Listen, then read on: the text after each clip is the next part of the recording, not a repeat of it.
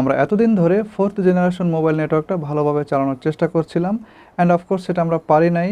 যাই হোক, এটা নিয়ে চিন্তাভাবনা করে আর লাভ নাই। যা হওয়ার তা হয়ে গেছে। নতুন করে এই 5G বা 5th জেনারেশন মোবাইল নেটওয়ার্কটা বাংলাদেশে ঢুকছে বা ঢুকবে এরকম একটা অবস্থা চলছে। Plus self driving car, agricultural machineries, virtual reality, robotics in medical sector, এরকম আরও বিভিন্ন ধরনের রেভলিউশন সবই সম্ভব হবে 5Gর মাধ্যমে। এবং এই জিনিসগুলো সবই আমরা জানি এবং শুনতে বেশ ভালোই লাগে, তবে যা জানি না তা হচ্ছে বিহাইন্ড দ্য সিন। আপনি যদি 5G কীভাবে কাজ করে এবং এর যে বেসিক টেকনোলজিগুলো সম্পর্কে আপনার যদি কোনো ধারণা না থাকে, তাহলে আপনি কখনোই বুঝতে পারবেন না যে অ্যাকচুয়ালি 5G বলতে যেটা বোঝায় সেটা আমরা পাচ্ছি কিনা, সেটা এই দেশে পসিবল কিনা, আর যদি পসিবল হয়ও সেটা কতটা ইফেক্টিভ হবে। সো আজকের ভিডিওতে আমি 5Gর যে গুরুত্ব সেটা নিয়ে আলোচনা করার চাইতে 5Gর যে টেকনোলজি সেটা নিয়ে বেশি ব্যাখ্যা দেবো। সবসময়ের জন্য ব্যাখ্যাগুলো থাকবে একদম ইজি টু আন্ডারস্ট্যান্ড। তো চলেন শুরু করা যাক।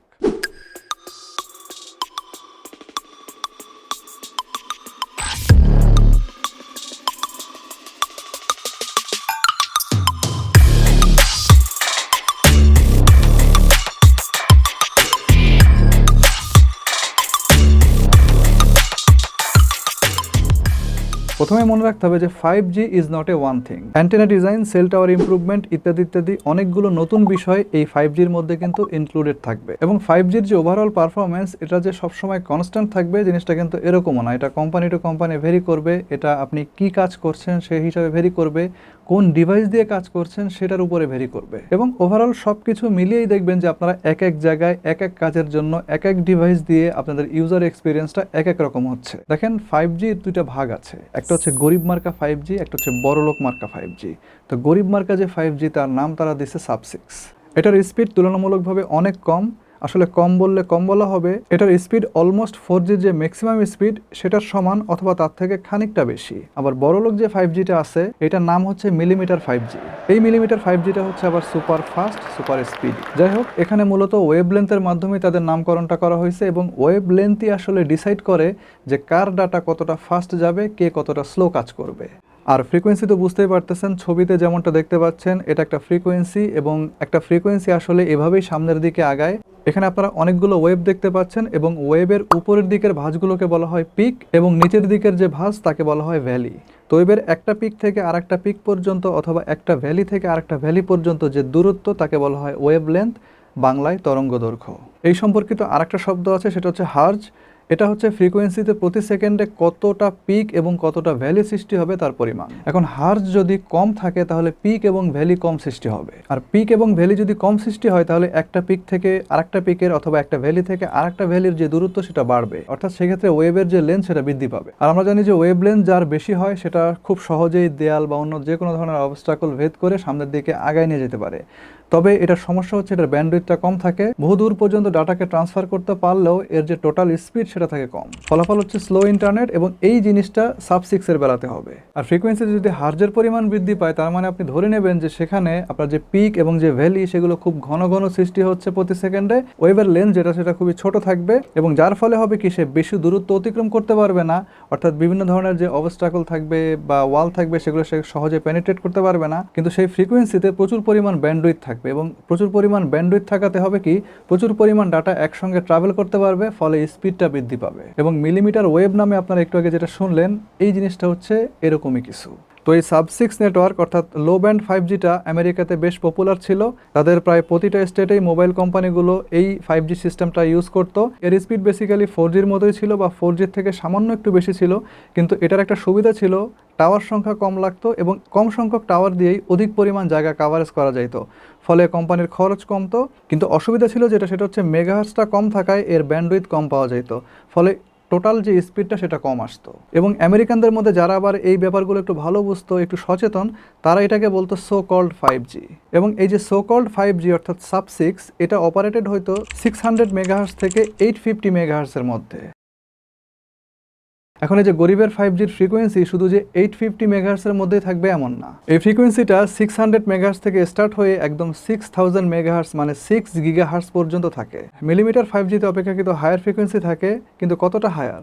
অনেকখানি হায়ার থাকে, মোটামুটি 24 গিগাহার্টজ থেকে 86 গিগাহার্টজ পর্যন্ত থাকে। এখন এই যে গরিবের 5G এবং বড়লোকের 5G এই দুইটারই কিছু সুবিধা আছে, দুইটারই কিছু অসুবিধা আছে। তবে মিলিমিটার ওয়েভ যেটা, এটার সুবিধাও যেমন খুবই এক্সট্রিম, অসুবিধাও কিন্তু খুবই এক্সট্রিম। এই মিলিমিটার ওয়েভের টাওয়ার এবং ক্লায়েন্ট এই দুইটার মাঝখানে যদি কোনো ধরনের কোনো অবস্ট্রাকল চলে আসে, ইভেন হেভি উইন্ড যদি হয়, অথবা যে কোনো ধরনের এলিমেন্ট, এমনকি মানুষ যদি চলে আসে, গাছগাছালি যদি চলে আসে, তাহলে এর ডাউনলোড স্পিড দেখবেন কমে গেছে। তো এই সমস্যা থেকে উত্তরণের জন্য এর যে অ্যান্টিনা, সেখানে নতুন কিছু জিনিস অ্যাড করা হয়েছে। এগুলোকে বেসিক্যালি মিনি সেল টাওয়ার বলা হয়, যেগুলো বিভিন্ন জায়গাতে প্রচুর পরিমাণের বসাইতে হবে।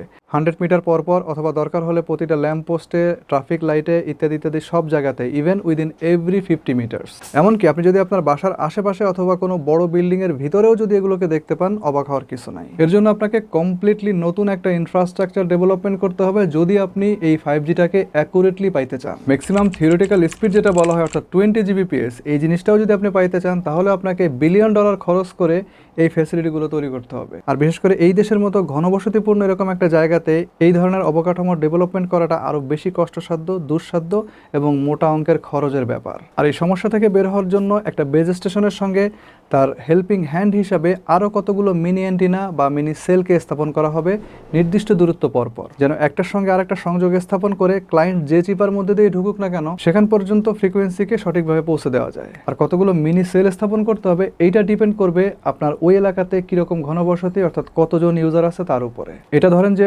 অনেকটা কাজ করবে মেশ টেকনোলজি, যে রাউটারগুলো আপনারা ইউজ করেন, ইউনিট টু ইউনিট ভাগ করা থাকে।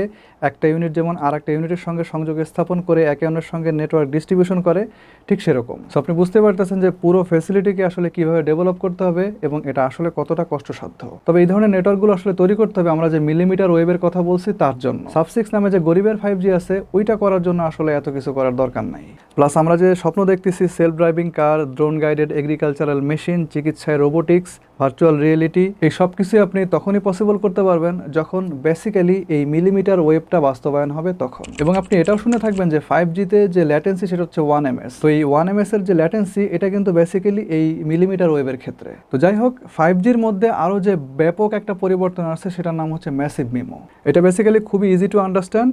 ট্রেডিশনাল 4G টাওয়ারগুলো মূলত 4 থেকে 32টার মতো অ্যান্টেনা ব্যবহার করে, এবং একটা আদর্শ কন্ডিশনে আমাদের স্মার্টফোনগুলো এই যে অ্যান্টেনাগুলো, এদের মধ্যে থেকে একের অধিক অ্যান্টেনার সঙ্গে নিজেকে কানেক্টেড করতে পারে। যদিও বেশিরভাগ mobile phone 2x2 MIMO support করে, but most of the higher end যে স্মার্টফোনগুলো আছে সেগুলো 4x4 মিমোকে সাপোর্ট করে। দ্যাট মিনস তারা একটা টাওয়ারের 4টা অ্যান্টেনার সঙ্গে অ্যাক্টিভ কানেকশন মেনটেন করতে পারে। তবে এরকম কোনো গ্যারান্টি নাই যে আপনার মোবাইল ফোন যতগুলো অ্যাক্টিভ কানেকশন মেনটেন করতে পারে, আপনার টাওয়ারও আপনাকে সেভাবে সাপোর্ট দিয়ে যাবে।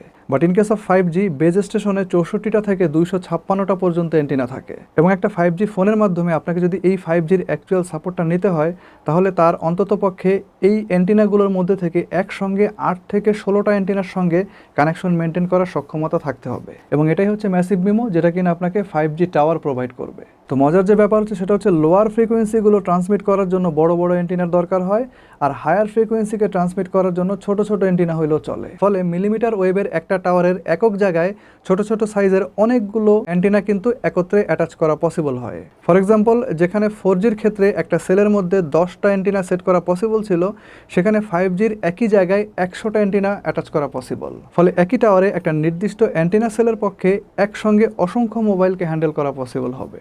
এই টাওয়ারগুলোর মধ্যে আবার বিম ফর্মিং এনেবল করা থাকে। তো একদম সিম্পলি বোঝেন যে আপনার দিকে, অর্থাৎ ক্লায়েন্টের দিকে একদম ফ্রিকোয়েন্সিগুলোর ডিরেকশনাল যে ম্যানেজমেন্ট, সেটা নিশ্চিত করবে এই বিম forming.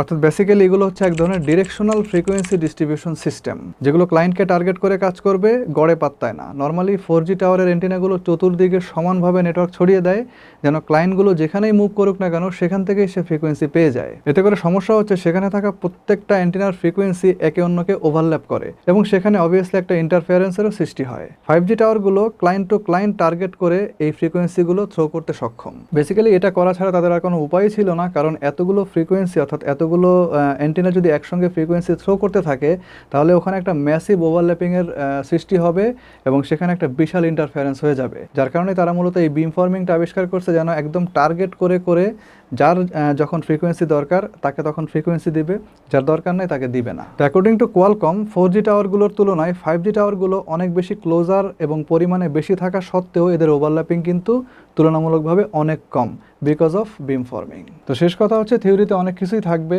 Theory means theory, but practically আমরা কি পাচ্ছি সেটাই হচ্ছে আসল ব্যাপার। আই থিঙ্ক বাংলাদেশের পরিপ্রেক্ষিতে আপাতত সাধারণ মোবাইল ফোন ইউজারদের কথা মাথায় রেখেই হয়তোবা 5Gটাকে লঞ্চ করা হবে এবং এটার যে অবকাঠামো ডেভেলপমেন্ট সেটা করা হতে পারে। হয়তোবা এর থেকে বেশি কিছু করা হবে না, ইনফ্যাক্ট এর থেকে বেশি কিছু করার আপাতত দরকারও নাই। আপনি তর্কের খাতিরে ধরেও নেন যে কোনো অপারেটর যদি এই মিলিমিটার ওয়েবকে এস্টাবলিশ করার জন্য অলিতে গলিতে tower, sub tower, mini tower ইত্যাদি ইত্যাদি বসায়া বসায়া একদম সয়লাভ করে ফেললো, তাতে লাভটা কী হবে? এক্ষেত্রে তাদের যে ইনিশিয়াল ইনভেস্টমেন্ট বা যে কস্টিং তারা হিসাব করবে, সেই হিসাবে যদি তারা বিলটাকে রিকগনাইজ করে, তাহলে সেই বিল দেওয়ার মতো ক্ষমতা আমাদের দেশের সাধারণ যে ইউজার আছে তাদের দেওয়ার সামর্থ্য আছে কি না। নর্মালি এখন আমরা যেভাবে ইউজ করতেছি মোবাইল ফোন, সেভাবে যদি চালাই, তাহলে এই কস্টিং আমার মনে হয় না কেউ দিতে রাজি হবে বা দিয়ে তার পোষাবে। আর প্লাস ওই ধরনের ওয়েব থেকে সাপোর্ট নেওয়ার মতো এলিমেন্টও কিন্তু আমাদের আশেপাশে নাই। তো সব কিছু বিবেচনা করলে আমার মনে হয় না যে এই মুহূর্তে আমরা এই 5Gর মিলিমিটার ওয়েবটা পাবো। আর যদিও বা পাই, সেক্ষেত্রে দেখা যাবে যে কিছু নির্ধারিত এলাকাতেই হয়তো এটার কার্যক্রম সীমাবদ্ধ থাকবে, যেখানে বেসিক্যালি এর ডিমান্ড আছে। সো আপাতত 20 Gbps স্পিড এবং 1 ms পিং এটা শিখেই তুলে রাখেন। তবে এখন যে অবস্থা তার থেকে সিগনিফিক্যান্ট একটা ইমপ্রুভমেন্ট আপনারা দেখতে পাবেন, দ্যাটস ফর শিওর। আল্লাহ হাফেজ।